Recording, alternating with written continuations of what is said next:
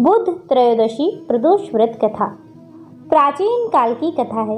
एक पुरुष का नया नया विवाह हुआ था। वह गौने के बाद दूसरी बार अपनी पत्नी को लिवाने अपने ससुराल पहुंचा और अपनी सास से कहा कि बुधवार के दिन ही पत्नी को लेकर अपने नगर जाएगा। उस पुरुष के सास ससुर ने साले सालियों ने उसको बहुत समझाया कि बुधवार को पत्नी को विदा करा कर ले जाना शुभ नहीं होता, लेकिन वह पुरुष अपनी जिद से टस से मस ना हुआ। विवश होकर सास ससुर ने अपने जमाता को और पुत्री को अभारी मन से विदा किया। पति पत्नी बैलगाड़ी में जा रहे थे। नगर के बाहर निकलते ही पत्नी को प्यास लगी।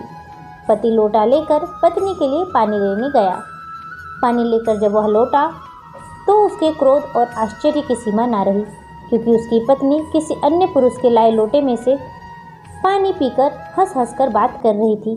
क्रोध में आग बबूला होकर वह उस आदमी से झगड़ा करने लगा, मगर यह देखकर उसके आश्चर्य की सीमा ना रही कि उस पुरुष की शक्ल उस आदमी से हूबहू मिलती थी। हम सकल आदमियों को झगड़ते हुए जब काफ़ी देर हो गई तो वहां आने जाने वालों की भीड़ एकत्र हो गई। सिपाही भी आ गया। सिपाही ने स्त्री से पूछा कि इन दोनों में से कौन सा आदमी तुम्हारा पति है। तो वह बेचारी असमंजस में पड़ गई, क्योंकि दोनों की शक्ल एक दूसरे से हूबहू मिलती थी। बीच राह में अपनी पत्नी को इस तरह लुटा देखकर उस पुरुष की आंख भर आई। वह शंकर भगवान से प्रार्थना करने लगा कि हे भगवान, आप मेरी और मेरी पत्नी की रक्षा करें। मुझसे बड़ी भूल हुई है जो मैं बुधवार को पत्नी को विदा करा लाया। भविष्य में ऐसा अपराध कदापि नहीं करूँगा। उसकी वह प्रार्थना जैसे ही पूरी हुई कि दूसरा पुरुष अंतर्ध्यान हो गया और वह पुरुष सकुशल अपनी पत्नी के साथ अपने घर पहुंच गया।